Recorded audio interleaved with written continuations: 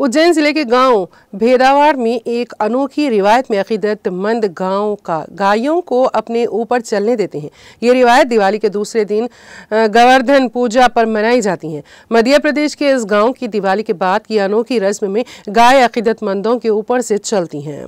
चौंका देने वाली वीडियो में आप देख सकते हैं और मुकामी लोगों का दावा है कि किसी को भी ज्यादा चोटें नहीं आई। इस हिफाजत को इन देवताओं की बरकतों से मंसूब करते हैं जिन्हें वो पुकारते हैं। मध्य प्रदेश में एमपी अजब है सबसे गजब है के जुमले को भेदावाड़ गांव के दिवाली के बाद की मुनफरिद रस्म के साथ बिल्कुल नया मायना मिलता है।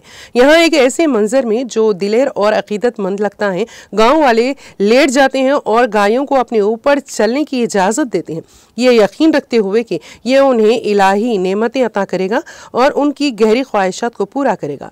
ये सदियों पुरानी रवायत हफ्ते को दिवाली के ठीक एक दिन बाद उज्जैन जिले के भेदावाड़ गांव में हुई है। देहातियों ने 5 दिन का रोजा रखकर रात पहले मंदिर में गुजार कर भजन और कीर्तन गाकर तैयार किया। रिवाज के मुताबिक सुबह का आगाज गाय की रस्मी पूजा के साथ होता है, जो 33 करोड़ देवी देवताओं के बरदारों के तौर पर काबिल एहतराम है।